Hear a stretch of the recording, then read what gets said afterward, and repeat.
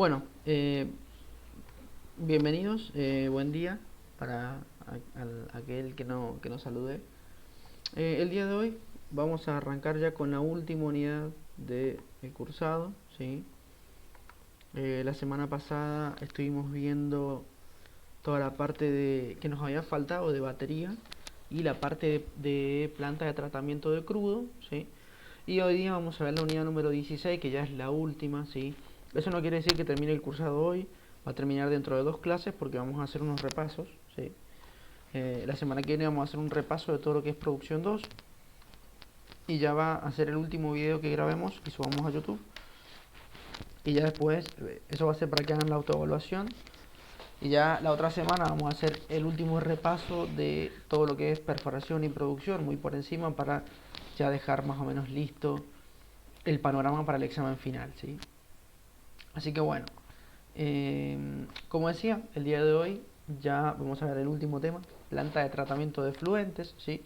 Que consiste básicamente en la planta de tratamiento en la cual nosotros vamos a tratar el agua de producción, digamos, para poder darle su destino final o su disposición final, que es lo que habíamos estado hablando más o menos la semana pasada. Ahora vamos a arrancar con ese tema. No sé si alguno había tenido alguna duda de la semana anterior o si les había quedado algo por preguntar o algo que quisieran saber antes de arrancar.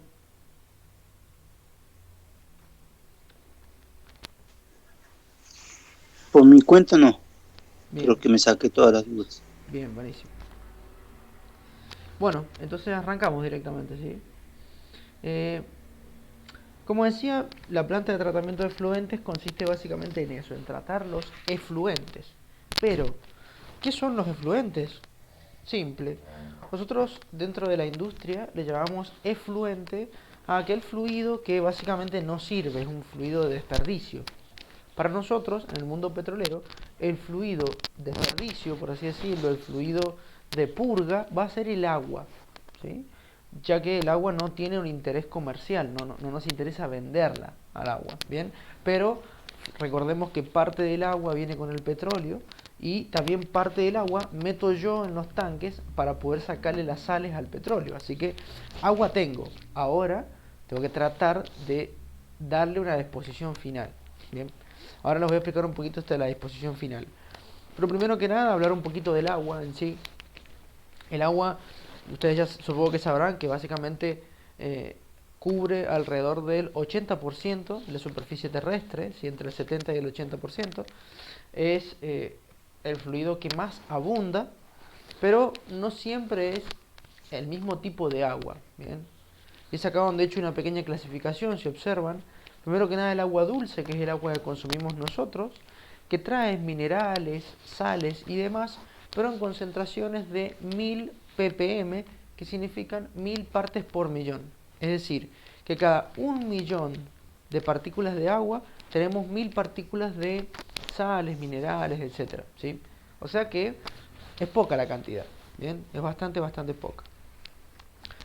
Ahora bien, el agua de mar, fíjense que ya presenta 35.000 partes por millón de sales, ¿sí? Eh, digamos, eh, respecto del agua, ¿bien? 35.000 partes por millón. Es por esto que el agua de mar, el agua salada de mar, ya nosotros no podríamos consumirla, ¿bien? Esto se debe básicamente a que la salinidad del fluido produce deshidratación, nada más. O sea, nosotros tratando de hidratarnos, nos deshidrataríamos.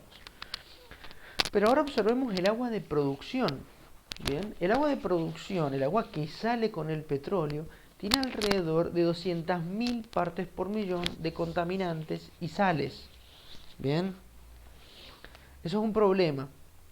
Primero que nada porque es un agua excesivamente salada, por lo tanto en contacto con cualquier tipo de ser vivo, ya seamos nosotros, plantas, inclusive la tierra, produce, digamos, automáticamente una descomposición, produce automáticamente, digamos, afecta la vida del ser viviente al cual yo le estoy dando el agua.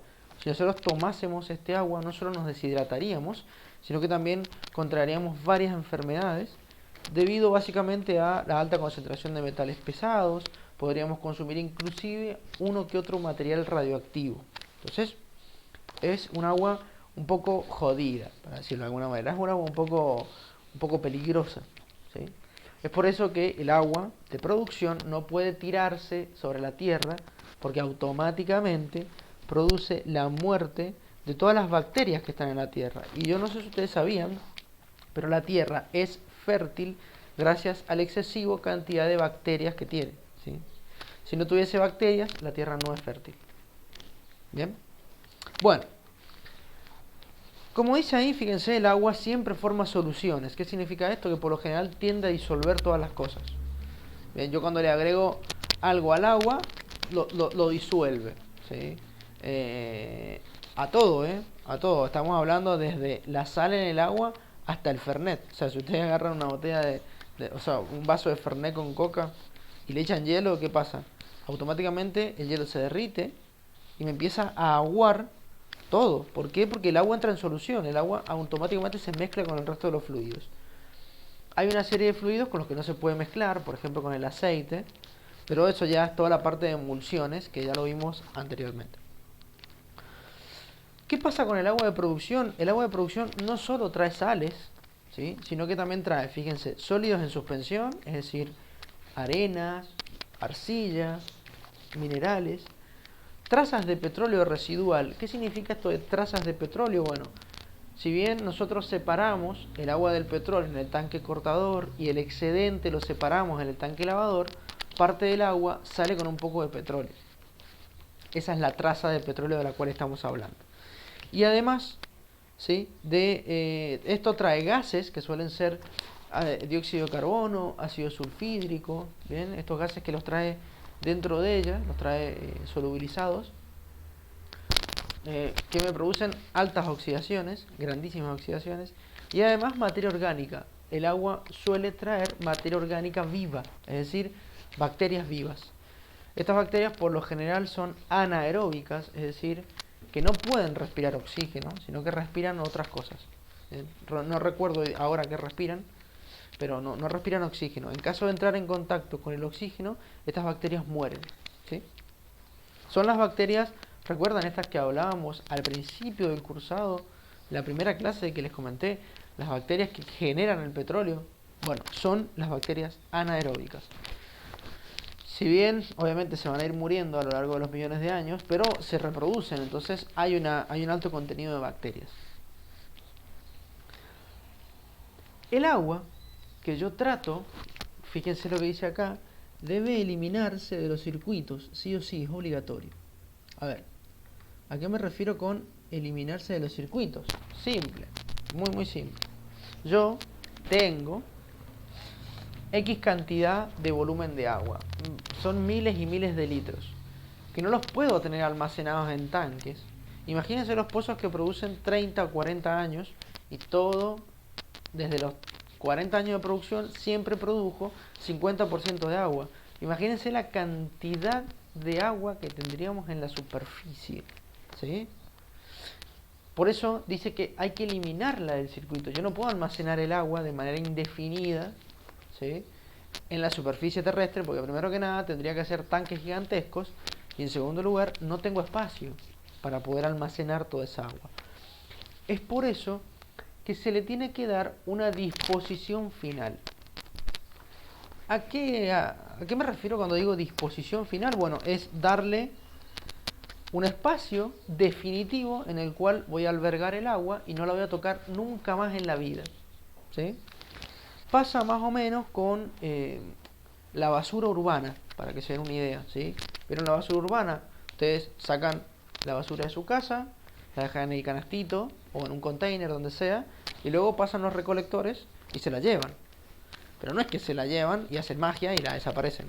Hay que, sí o sí, meterla en algún lugar. Bueno, los basurales son la disposición final de la basura urbana. ¿Bien? ¿Qué pasa? ¿Nosotros podríamos tirar el agua en un basural?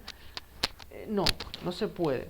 ¿Por qué? Porque si bien el basural ya está contaminado, porque es una alta concentración de contaminación urbana, el agua de producción es altamente contaminante, ¿bien?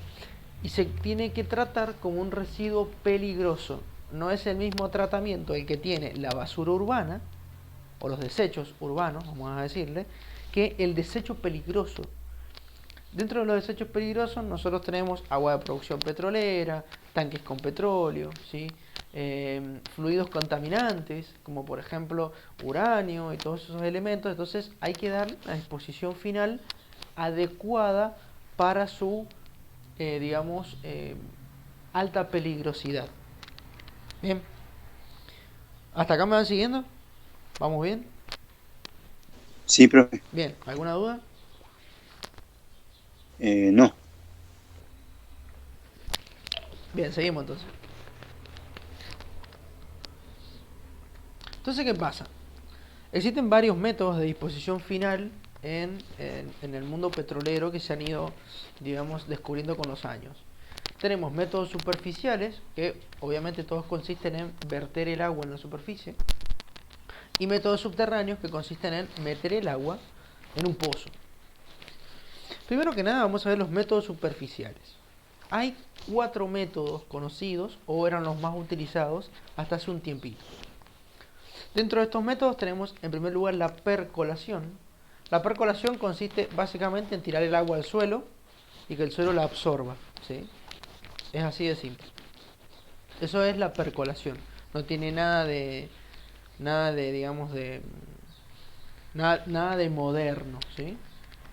La descarga en cursos de agua consiste en verter el agua contaminada en, como dice, cursos de agua, es decir, en ríos, riachuelos o cualquier tipo de, digamos, efluente natural de agua.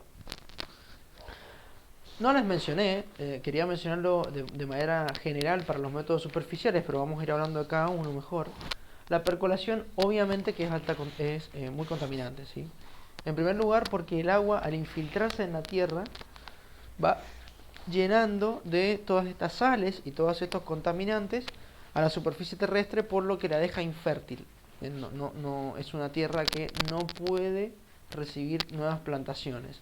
Sin mencionar de que si tenemos algunos acuíferos de agua dulce bastante cerca de la superficie, puede producir la contaminación de ellos y a la larga esa agua ya no la puedo utilizar ni siquiera para riego. Cuando un acuífero natural de agua dulce es contaminado, es muy difícil descontaminarlo, prácticamente imposible. Entonces, es conveniente siempre evitar la contaminación antes que tratar de solucionarla. Bien, la descarga en los cursos de agua, como decía, consiste en eso, en agarrar el contaminante, que es el agua, y tirarlo en un río. Obviamente produce la contaminación del río, eso está más que claro. Pero cuando se habla de contaminación de río, a mí siempre me gusta explicar lo peligrosa que es una contaminación de río. Porque ¿qué pasa si a mí se me contamina, por ejemplo, un lago? Bueno, el lago se contamina, pero el agua está dentro de todo encallada, ¿sí? Es decir, está básicamente allí, estancada y no puede propagarse demasiado rápido la contaminación. ¿Qué pasa cuando yo vierto la contaminación en un curso de agua? El río suele circular a caudales bastante elevados. Entonces, ¿qué pasa? Automáticamente me arrastra la contaminación por todo el río, lo que provoca que la contaminación sea prácticamente incontrolable. Una vez que contamina el río empieza a llevar la contaminación río abajo justamente y va produciendo toda contaminación en los distintos puntos que va entrando en contacto. Por tanto, se me contamina todo. Es un desastre la contaminación del río. Obviamente, cuando las empresas petroleras empezaron a ver estos problemas, dijeron, bueno, no, vamos a mejorar un poquito el sistema de percolación haciendo piletas de evaporación. ¿Qué consiste? Básicamente, se hace una pileta en la tierra, es como un pozo de unos cuantos metros de profundidad nada más, como si fuese una pileta enterrada, y se tiraba en primer lugar los fluidos allí, ¿sí? Entonces, ¿qué pasa? No es lo mismo que la percolación, es similar, porque la percolación, al no tener pileta, el agua se desparrama, el agua fluye por todo el campo, mientras que acá solamente se contiene en una pileta. ¿En qué consistía? ¿Cuál era la idea? La idea es tirar el agua en una pileta, que el agua se evapore y que los contaminantes y las sales queden en el suelo. Sí, se produce una contaminación, por supuesto, pero es una contaminación en un espacio reducido y no contamino todo el campo. Bien, funciona y funciona, pero tiene unas desventajas. ¿Cuál es la primera desventaja? Que la pileta de evaporación tarda. El sistema es muy lento porque la evaporación es bastante lenta, quiere decir que dependemos del sol. Y si bien el sol puede evaporar el agua, pero pueden pasar semanas y semanas y la pileta no ha eliminado todo su volumen de agua. Por lo tanto es un sistema lento. ¿Y cuál es la otra gran desventaja? Que bueno, el agua sigue filtrándose hacia la tierra y puede contaminarme tanto los acuíferos como obviamente el suelo de los alrededores. Así que seguimos más o menos el mismo problema. ¿Qué solución se le encontró a la pileta de evaporación? Hoy en día vienen unas membranas que se colocan en el fondo de la pileta y que en teoría anulan la filtración de agua en la tierra. Digo en teoría porque no es así, ¿sí? No anulan la filtración del agua. Sí es verdad que puede reducir un poco la filtración del agua junto con contaminantes, pero no la elimina, ¿sí? La contaminación sigue estando. Así que más o menos sí el método es el método superficial más aceptable, pero sigue siendo problemático. Y ya por último la evaporación asistida, ¿en qué consiste? Simple. En el campo se coloca una serie de rociadores, ¿vieron como los regadores de jardín? Algo parecido. Entonces, ¿qué hace? Mandamos el agua por allí, el agua sale por los regadores y al convertirse en pequeñas burbujas, perdón, pequeñas gotas de agua, ¿sí? Estas gotas tienen una mayor superficie para poder calentarse y se evapora mucho más rápido el agua. Entonces, es como la evolución de la pileta de evaporación en cuanto a velocidad de evaporación. Pero sigue contaminando, porque estoy rociando todo el campo con agua contaminada. Y sí, el agua se va a evaporar, pero las sales y todos los contaminantes van a quedar sobre la superficie terrestre. Así que más o menos seguimos en la misma. Bien, estos métodos superficiales en la provincia de Mendoza y estimo que en Argentina son o están prohibidos, ¿sí? No se pueden usar. Los métodos superficiales se prohíben por la alta contaminación que producen, ¿sí? Así que lo único que nos queda por utilizar hoy en día son los métodos subterráneos. ¿Hasta acá vamos bien? Sí, profe. Buenísimo. Los métodos subterráneos, ¿en qué consisten? Justamente, si el método superficial consistía en poner el agua sobre la superficie terrestre, el método subterráneo hace lo contrario. Tenemos que poner el agua en un pozo o dentro de la tierra, ¿sí? Para que se den una idea. Existen dos métodos subterráneos: el pozo sumidero y el pozo de inyección para recuperación secundaria. Y ahora vamos a ir hablando un poquito de cada uno. ¿El pozo sumidero en qué consiste? Por lo general se elige algún pozo abandonado dentro, o algún pozo que ya no produzca petróleo y que todavía no ha sido abandonado dentro del yacimiento. Una vez elegido, más o menos con un geólogo se observan qué capas son qué capas terrestres, qué formaciones de rocas son las más permeables y se elige una permeable. Se baja un sistema de punzado, se punza en la roca permeable y el agua se envía hacia la roca, digamos, y se genera una especie de reservorio natural de agua contaminada. Sí, es verdad que puede llegar a ser peligroso. ¿Por qué? Porque también es importante resaltar que esa capa o esa roca permeable debe tener por encima una roca sello. Porque en caso de no tener roca sello, yo le voy a meter el agua a la roca, el agua va a seguir subiendo y va a llegar tarde o temprano a los acuíferos naturales de agua dulce. Entonces sí o sí, yo hago el pozo, ¿bien? Esta sería mi roca, por encima de la roca tiene que haber una roca sello, que no me deje pasar el agua hacia arriba, ¿bien? Y que quede básicamente entrampada en esa roca. esa roca permeable. Sí, estoy produciendo contaminación en esta roca, pero debido a que es una roca muy profunda y que no tiene contacto con la superficie y yo no la voy a utilizar para plantar ni nada por el estilo, es una contaminación aceptable, digamos, ¿sí? Perdón. Es básicamente una, como dije, una contaminación que está relativamente permitida. ¿Sí? Bien. Pero ¿qué pasa? Hubo un tiempo, este tema del pozo sumidero presenta un problema, y es que a veces la roca no es compatible con el agua que yo le estoy metiendo. ¿Qué significa que no es compatible? A veces la roca suele tener unos compuestos químicos especiales, o sea, específicos, y el agua al entrar en contacto con estos compuestos, que suelen ser el boro y algunos elementos similares de la tabla periódica, el bario también creo, entra en contacto con el agua, genera una sal que precipita automáticamente y me tapa toda la roca. ¿Bien? Entonces la roca queda básicamente inutilizable. Entonces lo conveniente es hacer varios ensayos y determinar si la roca acepta el agua o no la acepta. Pasa en muchos casos que las rocas no aceptan el agua. ¿Bien? Entonces es por eso que se optó por el segundo método subterráneo, que es el pozo de inyección de recuperación secundaria. ¿En qué consiste? Muy simple.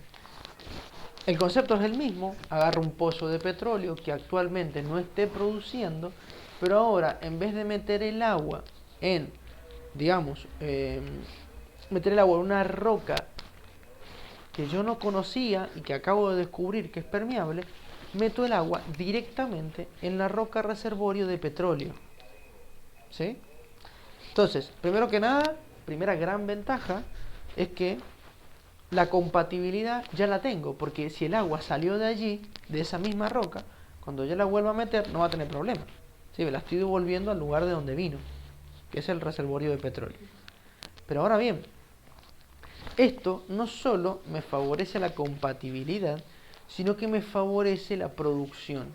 Y es acá donde surge lo que nosotros conocemos como recuperación secundaria. ¿En qué consiste la recuperación secundaria? Simple.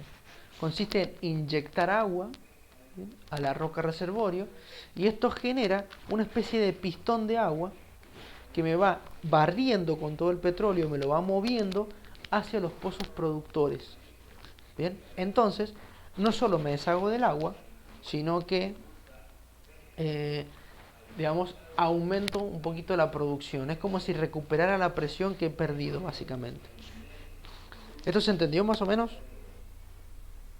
Sí, profe. ¿Sí? ¿Alguna duda? No, no por el momento. Bien, buenísimo. O sea, Sí, tenía una duda pero usted lo aclaró el tema de la gasificación. En caso de que tuvieran una pileta o laguna que se bien, gasifique, se puede expandir de esa bien. manera. Buenísimo. El tema del pozo de inyección, como decía, es un método. A ver, acá cuando hablamos de cuál es el mejor método entre los superficiales y los subterráneos, obviamente que los subterráneos son los mejores, porque no producen contaminación superficial, que es la que a nosotros nos importa. Es la contaminación que a nosotros nos arruina las tierras y que básicamente nos perjudica nuestro bienestar. Ahora bien, de los métodos subterráneos, ¿hay alguno que es mejor? Sí, por supuesto, el pozo inyector es el mejor. El pozo sumidero es aceptable, ¿sí? No hay problema con el pozo sumidero, pero el pozo inyector no solo, como dije, me permite eliminar el agua, sino que también me ayuda a producir más. Entonces, obviamente es el mejor, porque yo estoy aprovechando un recurso que debería ser desecho, que es el agua de purga, pero lo aprovecho para, digamos, poder aumentar mi producción. Bien, entonces, ahora es importante recalcar que el agua tiene que ser preparada, tiene que ser tratada antes de inyectar. ¿Por qué? Bueno, justamente porque si el agua no es tratada, si yo meto el agua así como está, al tener tanto contenido de sólidos, tanto contenido de bacterias, tanto contenido de sales, trazas de petróleo y demás, pueden producir varias cosas o inconvenientes. Primero que nada, si tengo excesiva cantidad de gases, me van a oxidar todo el casing, y todo el tubing y todas las válvulas de inyección. Segundo lugar, si tengo alto contenido de sólidos, sales y bacterias, me producen taponamiento, primero que nada, de los punzados, y en segundo lugar, me taponan o me tapan, ¿sí?, las gargantas porales. ¿Qué es la garganta poral? Es el caminito que tiene que seguir el agua dentro de la roca. Es el canal que me comunica todos los poros y me da permeabilidad. Si se me tapan estos canales porales, estos conductos, básicamente la permeabilidad de la roca desaparece y ya no puedo meter agua. ¿Ven? Y en tercer lugar, el petróleo, si yo no le saco el petróleo excedente, el petróleo no me produce taponamientos en sí, pero sí canalizaciones. ¿Qué es una canalización?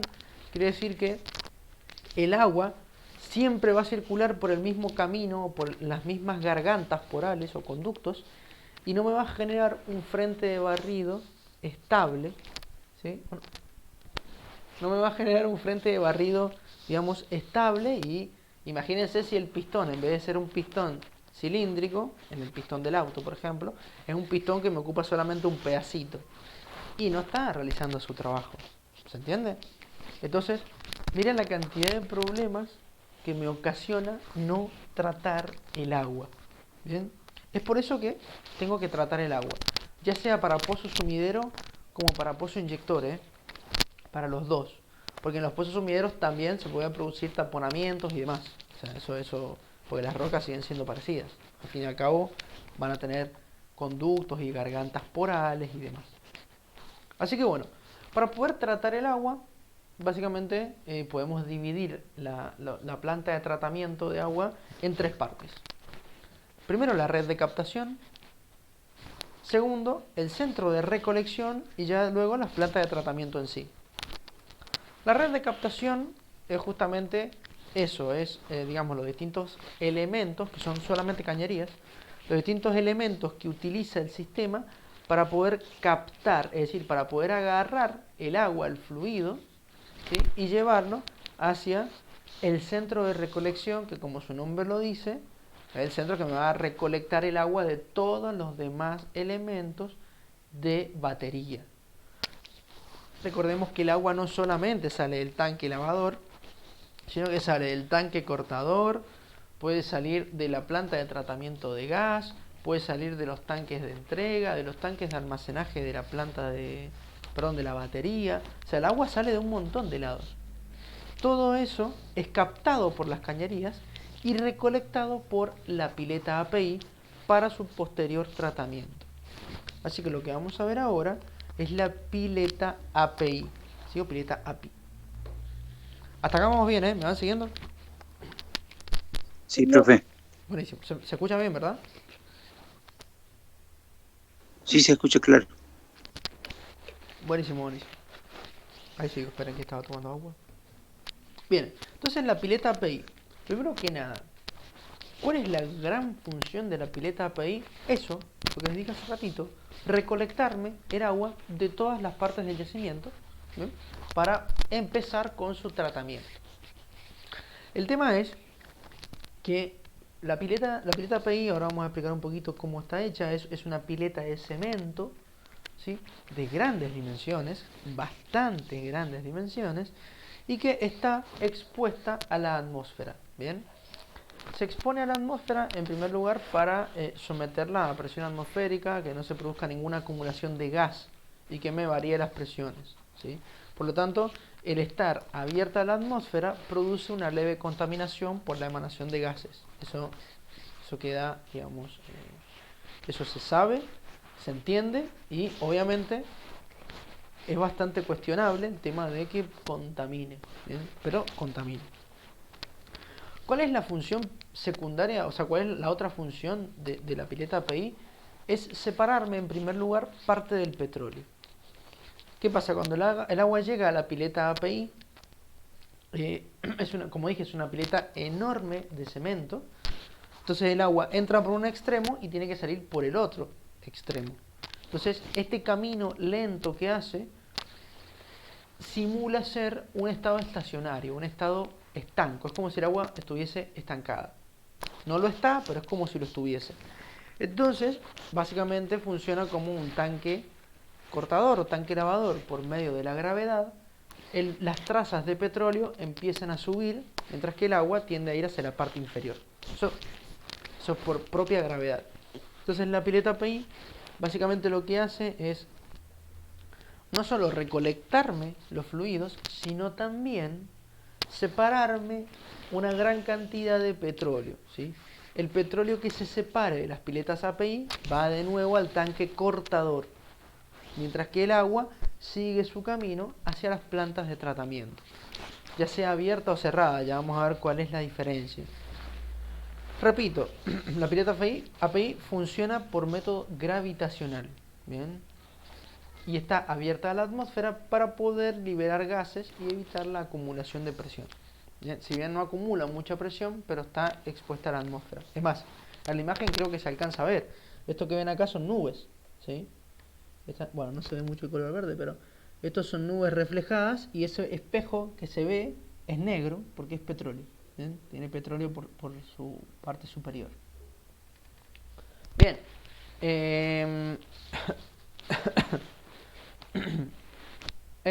Un dato curioso es que la pileta API a veces suele estar recubierta por encima con un pequeño alambrado. Esto no tiene nada que ver con el funcionamiento de la pileta, sino que es para evitar que algún animal o algo por el estilo caiga dentro de las piletas, porque es bastante común, más que nada los pájaros, ¿sí? O las aves en general, es bastante común que caigan al digamos, interior de las piletas y obviamente mueran en el acto, ¿sí? Porque ya sabemos que cualquier animal empetrolado, inclusive nosotros, si nos llegamos a empetrolar, o sea, si nos llegamos a cubrir de petróleo, automáticamente el cuerpo empieza a absorber un montón de toxinas que nos producen la muerte, ¿sí? Entonces, esto, digamos, se instala por precaución. La malla metálica, ¿bien? Bien, esto que ven acá es la configuración de una pileta API, ¿sí? Fíjense que dice pileta 1 y pileta 2, pero no se llaman piletas API, es la pileta API. Por lo tanto, la pileta API se diseña doble, siempre. Siempre se diseña doble. Realmente no sé el por qué, les soy sincero, no sé el por qué. Pero por lo general se diseña doble y se divide el agua por esos caminos para que en realidad circule un poco menos y se favorezca, supongo, la separación de petróleo, ¿bien? Pero se diseña doble, por lo tanto, si yo voy a diseñar una pileta API, tengo que dividirla en dos, ¿bien? Perfecto. Como ven, las piletas son grandes, ¿sí? El esquemita, bueno, sí, es chiquito, pero son grandes. El agua con petróleo, o sea, el efluente llega por la red de captación e ingresa a la pileta por la parte inferior, ¿sí? Por lo general. El petróleo se coloca sobre la superficie, mientras que el agua en el fondo de las piletas, ¿bien?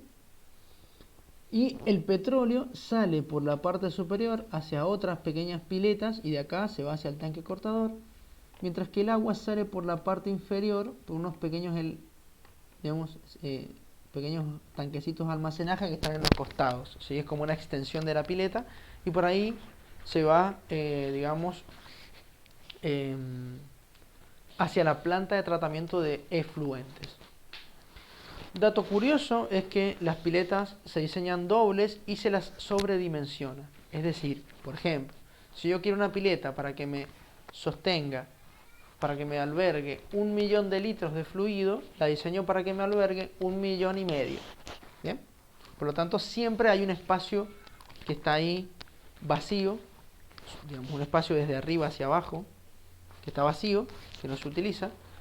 ¿Y esto por qué es? Porque a veces la mitad de la pileta entra en mantenimiento. Se suele dar mantenimiento a las piletas por mitades. Por ejemplo, la pileta 1 entra en mantenimiento.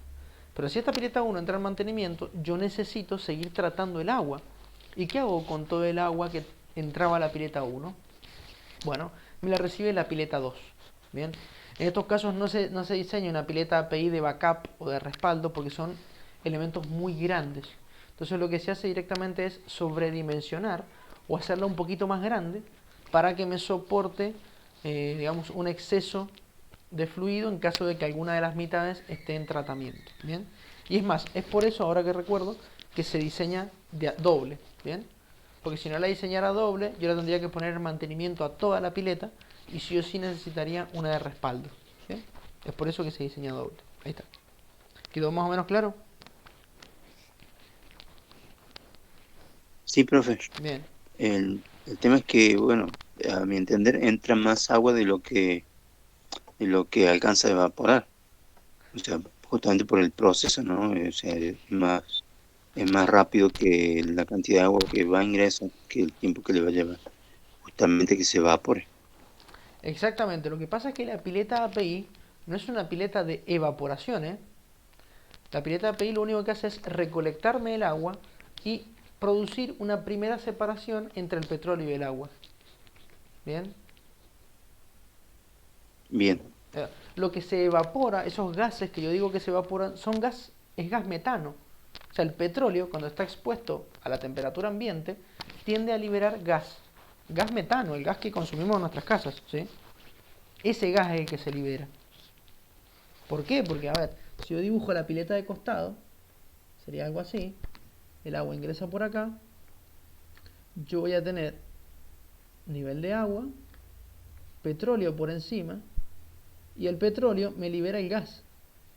¿Bien? El petróleo, el agua no. Porque la pileta API no es una pileta de evaporación. ¿Sí? Acá estamos hablando del tratamiento de agua, no de la disposición final. Esto es, esta pileta API cumple, como dije, dos funciones. La de recolectarme el agua del resto del yacimiento, ¿bien? Y a su vez producir la primer gran separación de petróleo. ¿Bien? Es por esto que la pileta es grande, como dije, porque el petróleo entra y tarda en salir aproximadamente un día y medio, ¿sí? Por lo tanto, alcanza, digamos, a producir una buena separación de petróleo con agua. No es ideal, pero es bastante buena. No sé si más o menos se va entendiendo lo que quiero decir.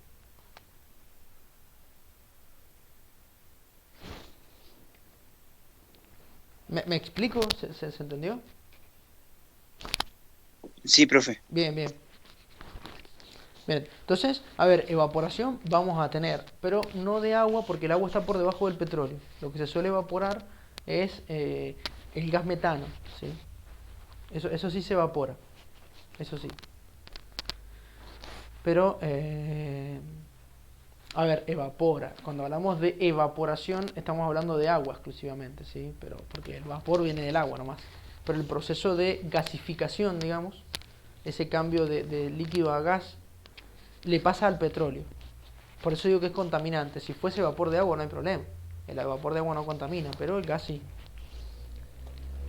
Bien, entonces ahora, como dije, el petróleo que sale de la pileta API va hacia el tanque cortador. Pero ¿qué pasa con el agua?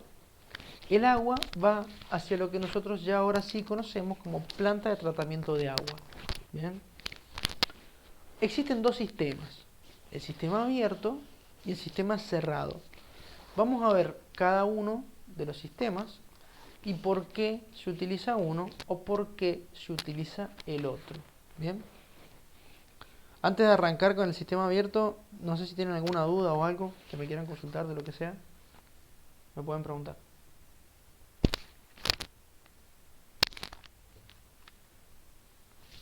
Buenísimo entonces.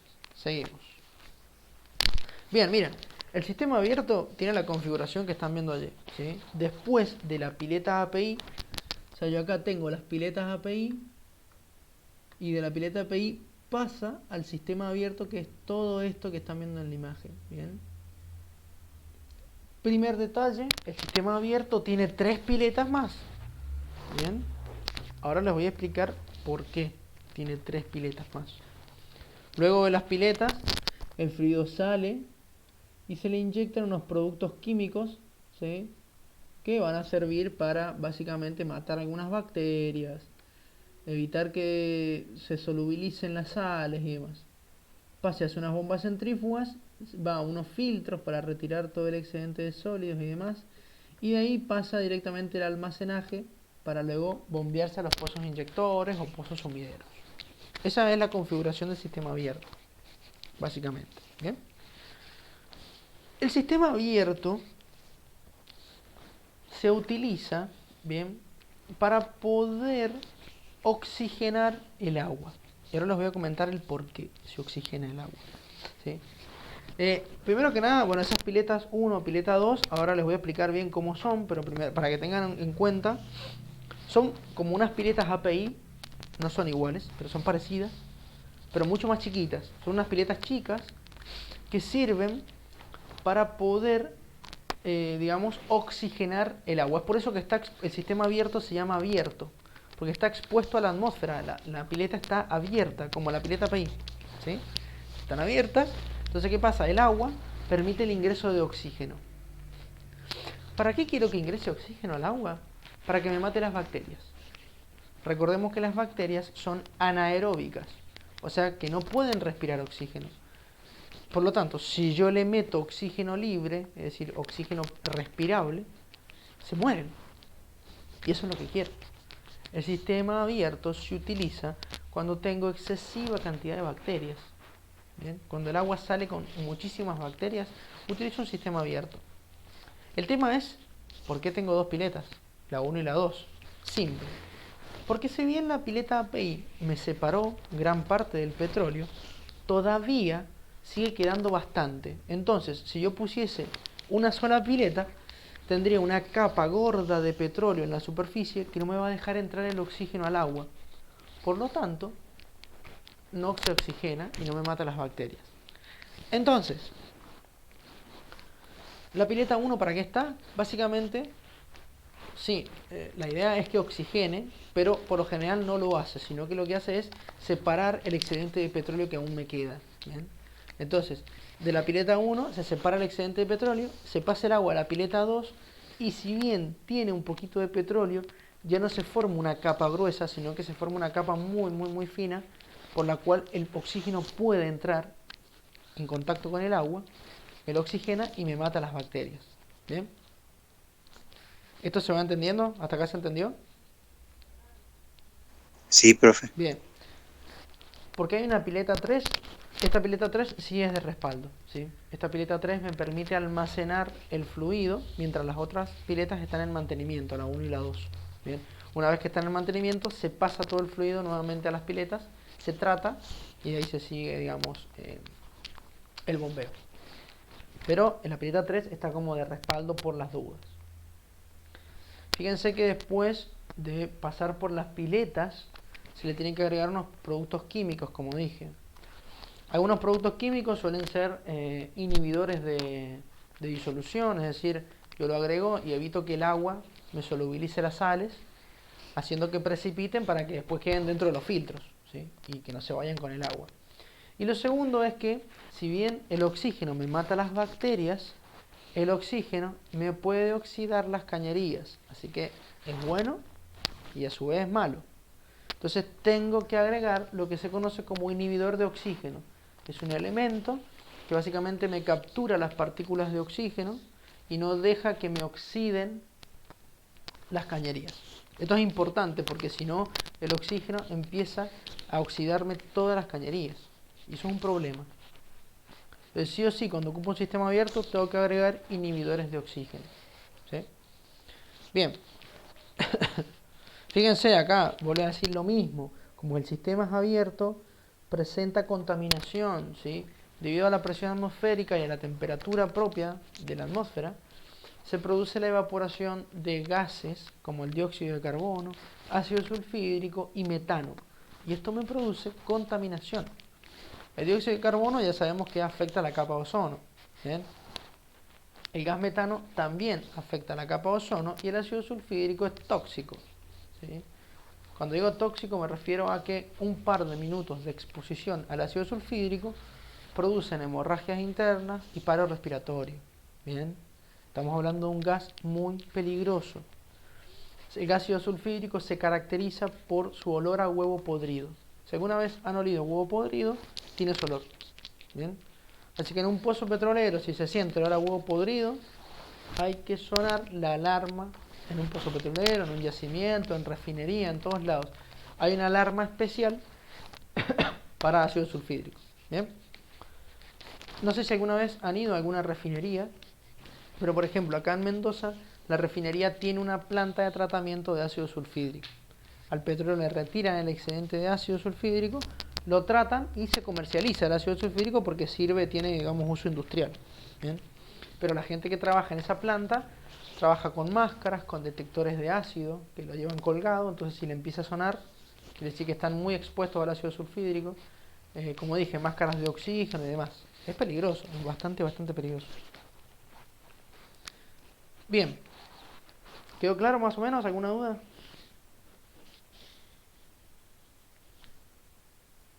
Bien, seguimos entonces.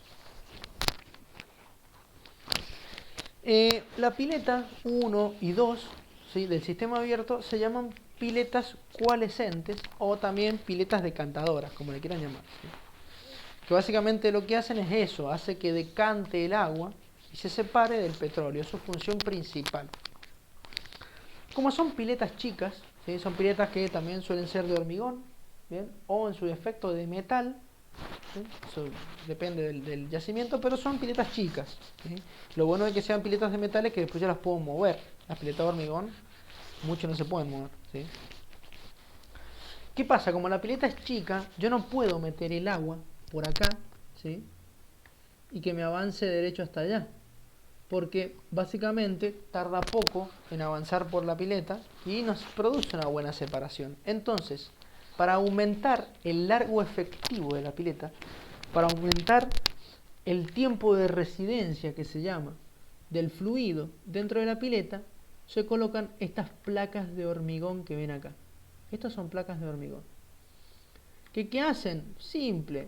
Me generan lo que se conoce como camino tortuoso. ¿Qué es eso?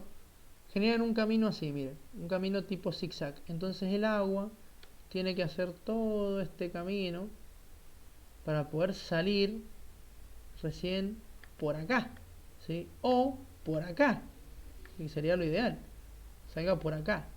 Entonces eso es un camino tortuoso, es un camino con mucho zigzagueo. ¿Sí? ¿Qué hago con esto? Aumento el tiempo de residencia del agua. Fíjense la diferencia entre el camino recto y el camino tortuoso, en el camino de zigzagueo. Obviamente que el camino de zigzag voy a tardar mucho más en recorrerlo, yo o el agua, el que fuere, ¿sí? Eso aumenta el tiempo de residencia, aumenta el tiempo en que la gravedad surte efecto, por lo tanto produce una mejor separación del petróleo. Bien,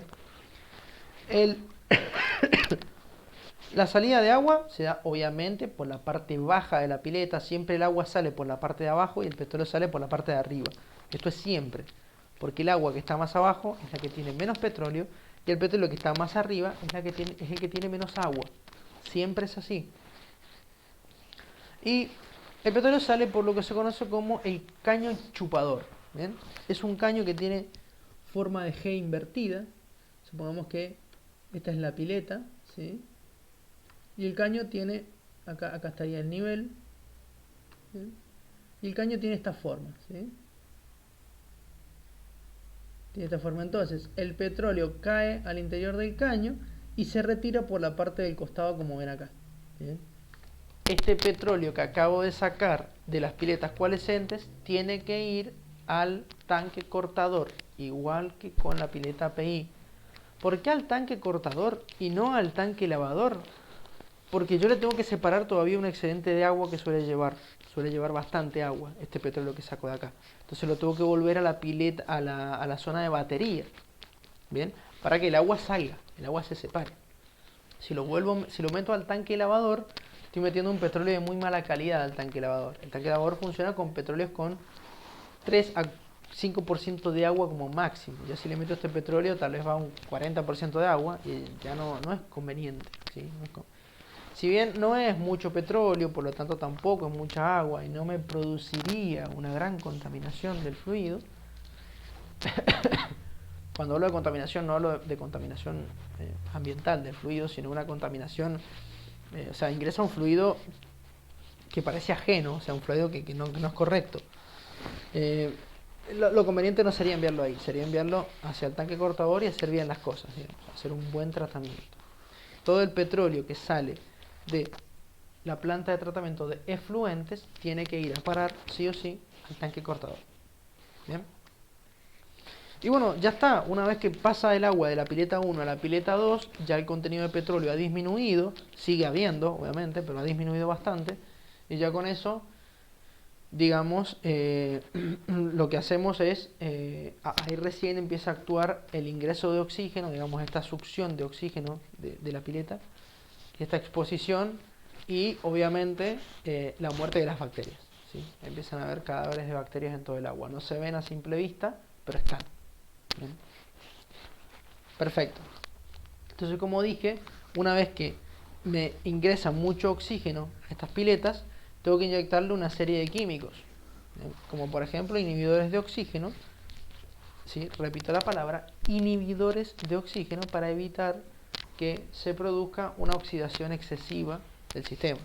Recordemos que todo el agua acá pasa por cañerías, y si bien el agua obviamente me va a producir oxidación, la oxidación se vería aún más incrementada si tengo más oxígeno.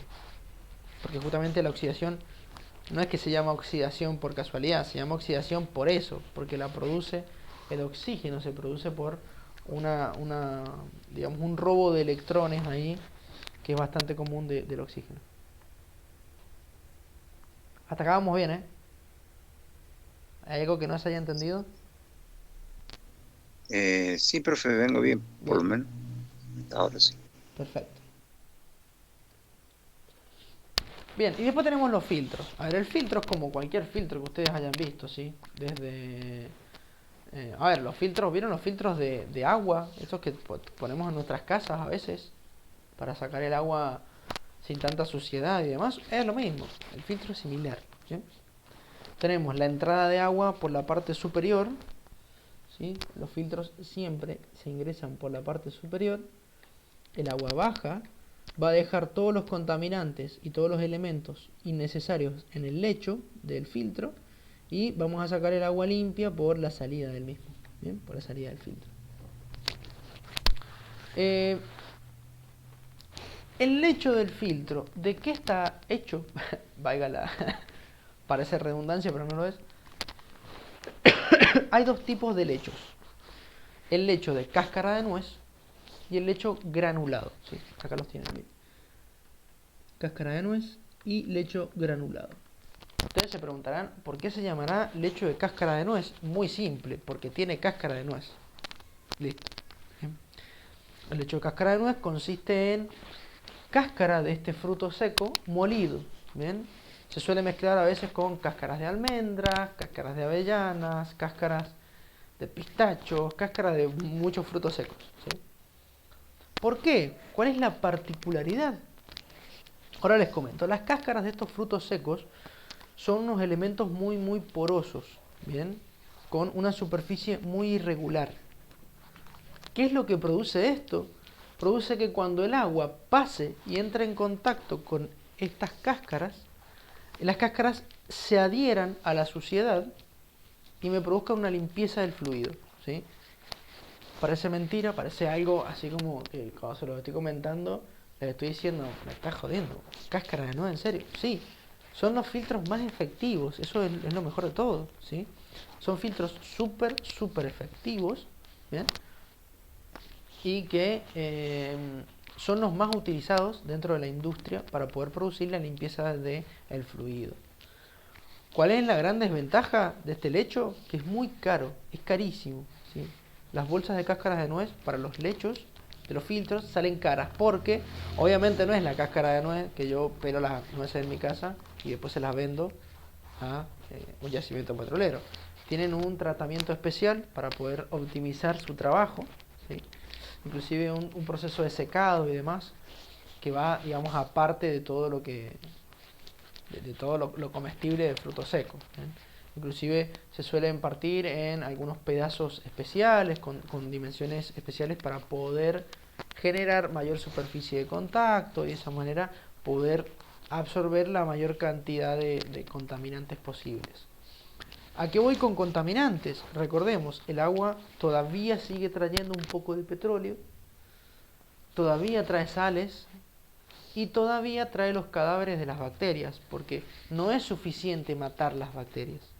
También tengo que quedarme con los cadáveres en la superficie y no mandarlos al pozo, porque lo que me tapa la roca no es la bacteria en sí, es su cuerpo, digamos. No es un cuerpo, es una cosa muy extraña, pero es su cuerpo, ¿sí? Entonces, sí o sí, tengo que quedarme con su cuerpo, ¿sí? Si yo la mato y la mando así como está, estoy en la misma, no me sirve de nada.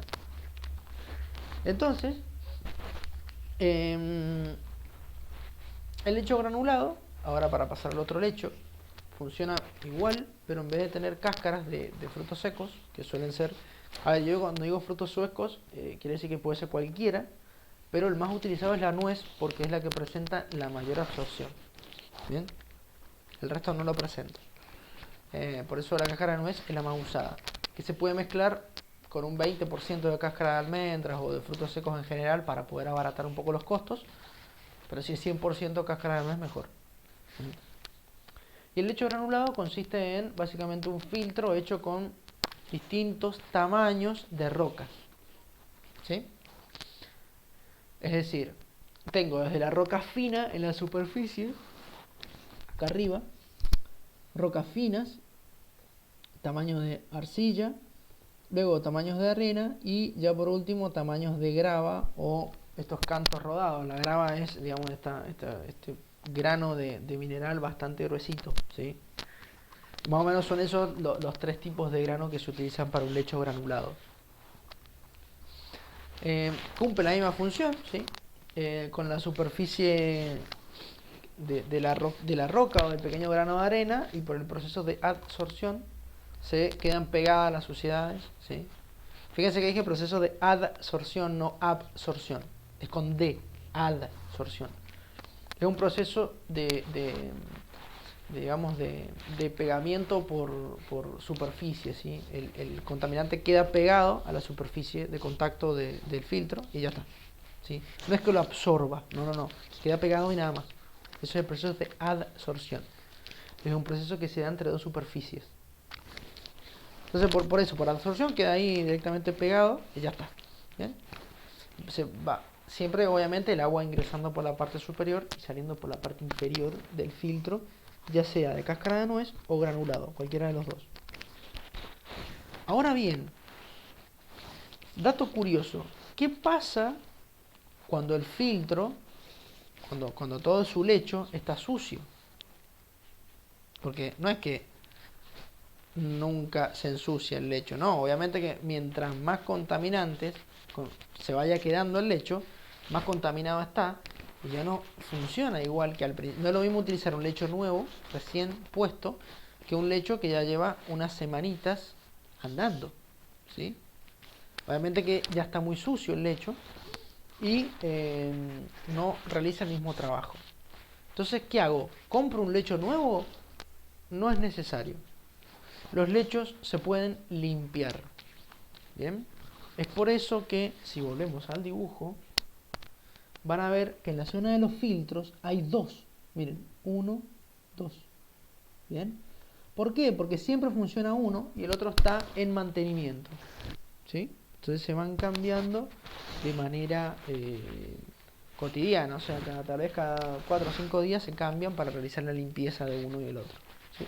Tal vez cada una semana y media, no sé, depende de qué contaminado estaba el agua de purga. Entonces, ¿cómo se limpian? Fácil. Voy a explicar el de cáscara de nuez y después voy a explicar un detalle del lecho granulado que se limpia muy parecido. ¿En qué consiste? ¿Cómo primero me doy cuenta de que el lecho ya no está sirviendo para nada? Fácil. En la salida de agua pongo un detector. Puedo colocar detectores de presión y demás, pero básicamente lo que hago es colocar un detector de contaminación, ¿sí? Yo puedo ir haciendo pruebas y si veo que la prueba me dice que la contaminación que está entrando básicamente es la misma que la que está saliendo, quiere decir que el agua no se limpió. Por lo tanto, si el agua no se ha limpiado, pongo ese filtro de mantenimiento y el otro filtro de respaldo empieza a funcionar, ¿sí? Entonces, una vez que entra el mantenimiento, ¿qué es lo que hago? Primero que nada, se circula agua en el sentido contrario, es decir, ahora tengo que circular agua limpia, ¿sí? Agua limpia tiene que ser, si meto agua sucia no sirve, tiene que ser algo que me permita quitarle la suciedad al lecho, se mete en sentido contrario, ¿bien?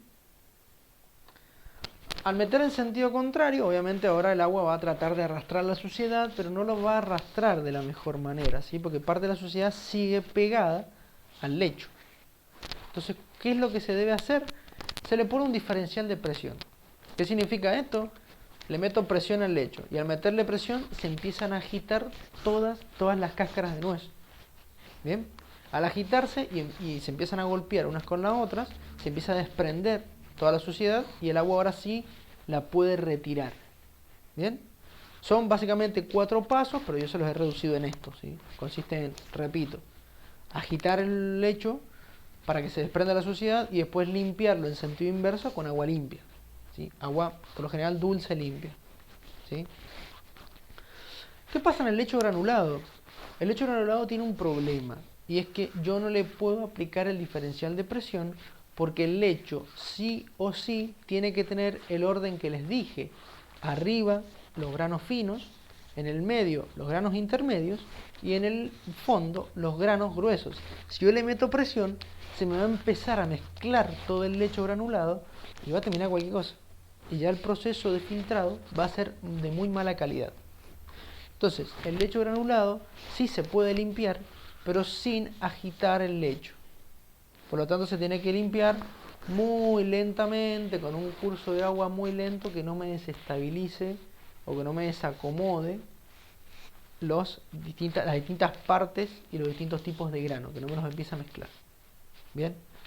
Entonces el proceso de limpieza es mucho más lento que el otro. Y no es tan bueno, ¿sí? No se alcanza a limpiar del todo como el de cáscara de nuez. Bien. ¿Eso quedó claro? Sí, profe. Buenísimo. ¿Alguna duda? ¿Algo que quieran preguntarme?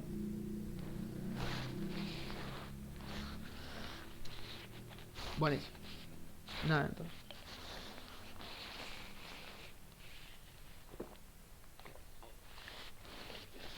Y una vez visto el sistema abierto, vamos a pasar a ver el sistema cerrado, que si lo comparamos con el sistema abierto, básicamente se diferencia en la primera parte, porque fíjense que acá tendríamos en el sistema abierto las piletas coalescentes, ¿sí? Y después pasaríamos a los filtros. Pero acá en vez de tener piletas coalescentes, tenemos una doble etapa de separación, que ahora vamos a explicar, y ya después los filtros, que son los mismos, ¿eh? Pueden ser filtros de cáscara de nuez, granulado, lo que fuera, no hay problema. Y acá también, que no lo he puesto, pero acá tenemos la zona de inyección de químicos, justo después de la primera etapa de separación, ¿sí? Así que bien, el sistema cerrado, como dije, se diferencia exclusivamente en que la etapa de separación de petróleo y agua, que en el caso del sistema abierto estaba dado por las piletas coalescentes, en el sistema cerrado, esta etapa se realiza con sistemas cerrados, justamente, con elementos o herramientas cerradas. ¿A qué voy con esto? Básicamente son separadores, ¿sí? ¿Separadores? ¿Se acuerdan cuando vimos separadores hace un par de clases? Separador horizontal, el vertical, todo, bueno, son similares, ¿sí? ¿El sistema cerrado en qué casos se utiliza? Bueno, el sistema cerrado se utiliza, primero que nada, en los casos en los cuales yo antes, perdón que me interrumpa así, pero antes del sistema cerrado también tenemos la pileta API, ¿sí? La pileta API está acá, igual, si la pileta API está en los dos sistemas, ya sea abierto o cerrado. Bien. No confundan la pileta API con la pileta coalescente, no son lo mismo, ¿sí? Entonces la pileta API, de ahí mandamos al sistema cerrado. ¿En qué es la diferencia? Bueno, como su nombre lo indica, está cerrado a la atmósfera, por lo tanto los líquidos no van a tener, ni siquiera los gases tampoco que se van a liberar, no van a tener contacto con la atmósfera. Bien. ¿Cuál es el gran problema de esto? Que no tengo absorción de oxígeno. Por lo tanto el sistema cerrado solamente se puede utilizar en los casos en los cuales yo no tenga alto contenido de bacterias.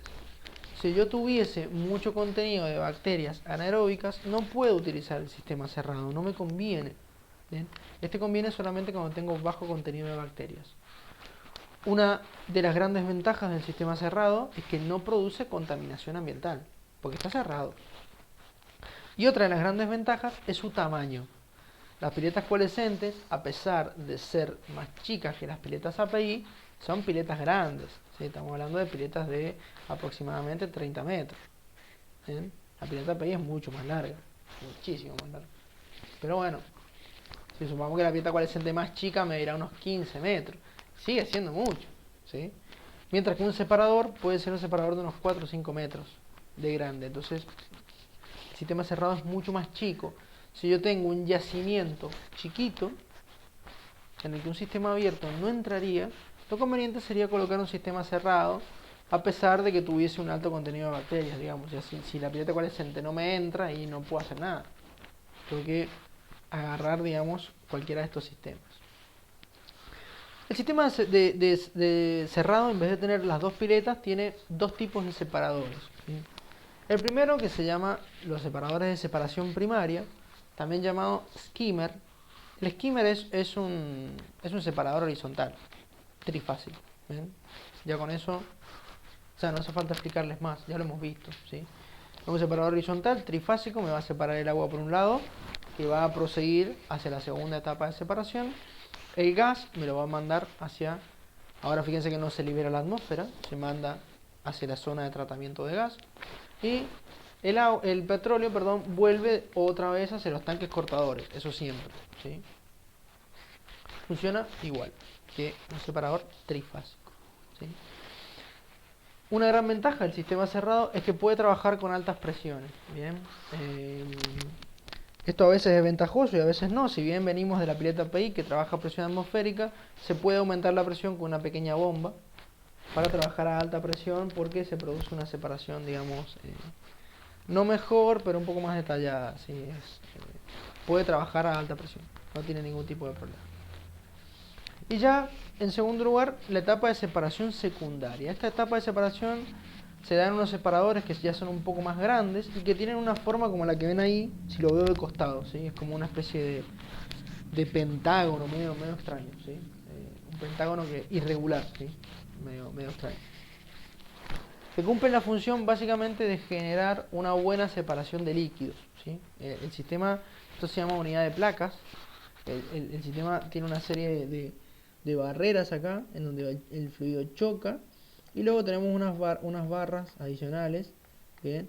Y un depósito de sólidos. Entonces el sólido se deposita acá, el petróleo va a tender a salir por una parte, el agua sale por la otra. Por dentro es muy complejo, tiene una serie de chapas metálicas que me van separando las zonas de los fluidos.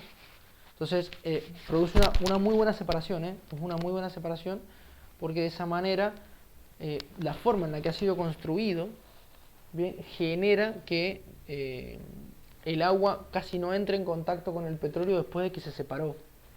Entonces permite separar correctamente el agua. O sea, cuando digo después de que se separó, estoy hablando que dentro del separador. Dentro del separador los fluidos se van a separar. Pero acá, debido a que tenemos un sistema de caños y de barreras metálicas, hace que el agua que se separó pase por la parte de abajo y se deposite en otro lugar para después ser extraída del separador. Entonces no entra en contacto con el petróleo nuevamente.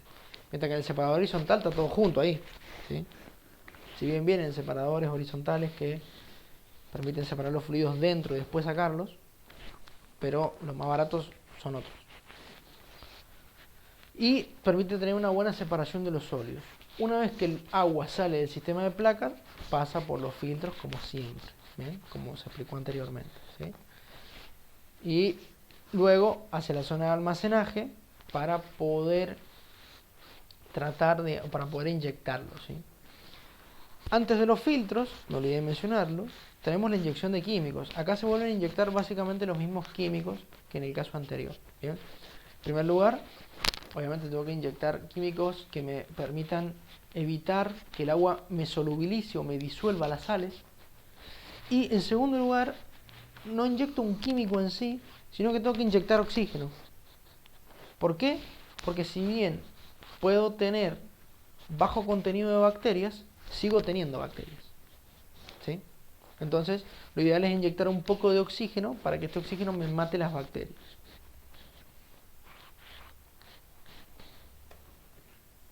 Bien, ¿hasta acá vamos bien? ¿Alguna duda? Por mi parte, bien. Bien, buenísimo entonces. Y ya como para concluir, fíjense que la clase de hoy día es recorta, contra cortita, no vamos a explayarnos más porque no hay mucho más para explayarse, bien. Pero hagamos una pequeña conclusión de lo que hemos estado viendo. El agua de purga es un agua altamente contaminante, ¿sí? Con más de 200.000 partes por millón de contaminantes de todo tipo, bacterias, eh, gases, trazas de petróleo, sales, metales pesados, un montón de cosas, ¿bien? Sólidos en suspensión, por supuesto. Y que yo tengo que darle una disposición final que sea lo menos contaminante posible. Estos son los métodos subterráneos que vimos hace ratito. De los métodos subterráneos, el más conveniente era el pozo inyector, ¿sí? ¿Por qué? Porque no solamente me permitía deshacerme del agua, sino también aprovecharla para poder aumentar mi producción, ¿sí? Entonces, ¿qué se llama pozo inyector o pozo de recuperación secundaria? La recuperación secundaria es esto, como para resumir un poquito. Inyectar agua tratada para aumentar mi producción. Puede que luego ustedes encuentren el término de recuperación terciaria o también llamada EOR, EOR, ¿sí? Que significa recuperación asistida de petróleo. Esta recuperación ya no solo consiste en meter agua, sino también agregar otros elementos como detergentes, gelificantes y algunos elementos adicionales que ya me van a permitir una mejor limpieza de la roca, y el petróleo que antes estaba pegado a la roca, que el agua no puede barrer, ahora sí lo barre este nuevo fluido lleno de otras cosas. ¿Bien? Entonces, este era el mejor método, pero para poder tener un buen método o una buena inyección de agua es necesario tratarla y retirarle todos esos contaminantes, porque si no se me tapan las formaciones, se me tapan los punzados, se me oxidan las cañerías, etcétera, etcétera. Para poder tratarlo teníamos una red de captación que me captaba el agua, que son las cañerías, ¿sí? Cañerías que por lo general van a ver de color verde o azul, ¿sí? El verde suele ser el color que se utiliza para los efluentes. Estas cañerías llegan hacia una pileta API, que es la pileta que primero que nada me recolecta todas las aguas del yacimiento, y en segundo lugar me produce una separación bastante intensa del petróleo. Es una buena separación, dentro de todo es buena, ¿sí? Bastante grande. Y luego pasamos a nuestro sistema de tratamiento, que puede ser abierto o cerrado. El sistema abierto, para concluir un poquito, se utiliza para cuando yo tengo un alto contenido de bacterias. ¿Por qué? Porque las piletas abiertas me van a absorber oxígeno que va a matar a las bacterias. Este tratamiento abierto, este sistema, tiene dos grandes desventajas. La primera es que produce contaminación ambiental debido a la evaporación de los gases del petróleo, metano, a veces ácidos sulfídricos o dióxido de carbono, y digamos, la segunda gran desventaja es que ocupa mucho espacio. Es una planta de tratamiento grande, ¿sí? El sistema cerrado es una versión más moderna de una pileta, de un sistema de tratamiento, pero consiste básicamente en separar a través de separadores y no de piletas. ¿Cuál es la gran desventaja? Que no tiene absorción de oxígeno, por lo tanto solamente puede ser utilizado para poder, digamos, tratar aguas con bajo contenido de bacterias. ¿Cómo las mato las bacterias? Inyectándole después un poquito de oxígeno en la zona de inyección de químicos y ya estaría, ¿sí? Otra de las ventajas de este sistema es que es muy, muy chico. No solo no produce contaminación, sino que es muy chico, por lo tanto ocupa poco espacio en un yacimiento. ¿qué pasaría en el caso, por ejemplo, de que tuviese un yacimiento grande y no tengo bacterias? No me importa, pongo directamente el cerrado. ¿Sí? Si me sobra espacio no hay problema. Porque el cerrado sí va a ser un poco más costoso a la hora de la instalación, pero me, digamos, hace mucho más eficiente el espacio. Es mucho más chico y no contamina. Ahora bien, el problema se da cuando yo tengo un yacimiento chico, pero tengo un alto contenido de bacterias. ¿Sí? Estoy en un problema. Estoy en un gran problema. Bueno, en estos casos, lo que se suele hacer es utilizar un sistema cerrado porque no me queda otra. Es el sistema más chico. Pero ¿cómo se hace? Miren, les comento. Se inyecta oxígeno en vez de después de los separadores. Inyecto oxígeno antes de los separadores, para que las bacterias ya se empiecen a morir y no me empiecen a oxidar, porque las bacterias oxidan. Las bacterias anaeróbicas consumen metal y producen ácido sulfídrico. Eso es un problema. ¿Bien? Entonces, para que no me empiecen a oxidar las instalaciones, se las mata antes de que ingresen los separadores. Se empiezan a morir. Bien, obviamente el exceso de oxígeno sí me va a empezar a oxidar un poco los separadores, no tanto, pero me los va a oxidar. Y una vez que sale de la zona de separación, tanto de la primaria como de la secundaria, se inyecta el inhibidor de oxígeno. O sea, lo que hago es matar bacterias y después inhibir el oxígeno para que ya me deje de oxidar en las instalaciones posteriores. Entonces, en la zona ahí de separación, mato la mayor cantidad de bacterias que pueda. ¿Bien? ¿Eso se entendió? Sí, profe. Bien, buenísimo. Y bueno, gente, eso sería todo por el día de hoy. Esta, por ser la última clase ya, es una clase cortita, o sea, última clase de tema nuevo. La semana que viene haríamos un repaso. Pero esto ya sería todo al respecto de la planta de tratamiento de efluentes. No sé si tienen alguna duda, algo que quisieran preguntarme. No por mi parte, profe. Bueno.